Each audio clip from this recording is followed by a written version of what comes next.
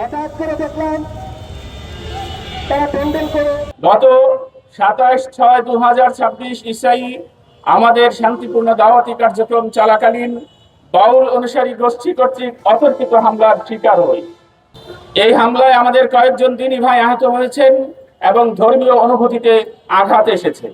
27 June 2026 ইসাই তারিখ আনুমানিক রাত 11টার দিকে গোলাকান্দাইল হাটে তলমুদ্দিন শাহ রহমতুল্লাহ আলাইহির নামে উরুস উপলক্ষে আয়োজিত অনুষ্ঠানে একদল দায়ী দ্বীনের শান্তিপূর্ণভাবে কোরআন সুন্নাহর আলোকে মানুষকে ইসলামের দাওয়াত প্রদান করতে যান।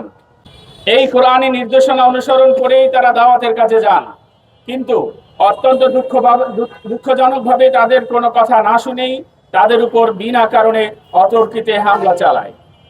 এতে কয়েকজন দায়ী আহত হন। আমরা এই ঘটনার নিরপেক্ষ তদন্ত এবং প্রকৃত দোষীদের আইনের আওতায় এনে দৃষ্টান্তমূলক শাস্তির দাবি জানাই। শুধু শারীরিক আক্রমণ নয়, এটি ছিল একটি সুপরিকল্পিত উস্কানিমূলক পদক্ষেপ, যার উদ্দেশ্য হলো সাম্প্রদায়িক সম্প্রীতি নষ্ট করা, শান্তিপূর্ণ ধর্ম প্রচার কাজকে বাধাগ্রস্ত করা, ইসলাম প্রচারকে জঙ্গি ট্যাগ লাগানো এবং সাধারণ মানুষের মধ্যে ভীতির সঞ্চার করা।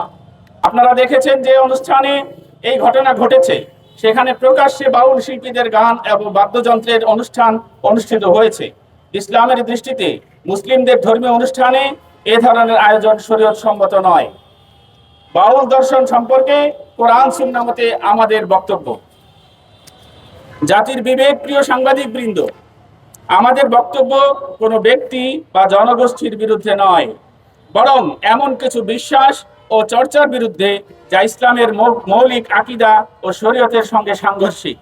তবে আমরা মনে করি কোরআন ও সহিহ সুন্নাহর পরিপন্থী যে কোনো বিশ্বাস, আচার ও ধর্মীয় অনুষ্ঠান সম্পর্কে মুসলিম সমাজকে সচেতন করা আলেম ওলামা। ভবিষ্যতেও যদি রূপগঞ্জের ভিতরে কোনো মাজারে অবৈধ কার্যকলাপের প্রমাণ পাওয়া যায়, তাহলে জড়িতদের বিরুদ্ধে আইনানুগ ব্যবস্থা গ্রহণ করতে প্রশাসনের প্রতি জোর দাবি জানাচ্ছি। আরো দাবি জানাচ্ছি যে রূপগঞ্জ উপজেলাধীন যত মাজার আছে, সমস্ত মাজারের আর্থিক স্বচ্ছতা নিশ্চিত সহ যত ধরনের অনিসলামিক কার্যকলাপ আছে সবকিছু বন্ধ করে সহিহ কোরআন সুন্নাহ মোতাবেক মাজারে শরীয়তি পীর মাশায়েখদের ইসালে সওয়াব পৌঁছানোর ব্যবস্থা করা। আপনারা যে কোনো অনুষ্ঠানের আয়োজন করবেন তা যেন কোরআন সুন্নাহ মোতাবেক এবং দেশের প্রচলিত আইন, জনশৃঙ্খলা এবং পারস্পরিক শান্তি সম্প্রীতির প্রতি সম্মান রেখে পরিচালিত করা হয়।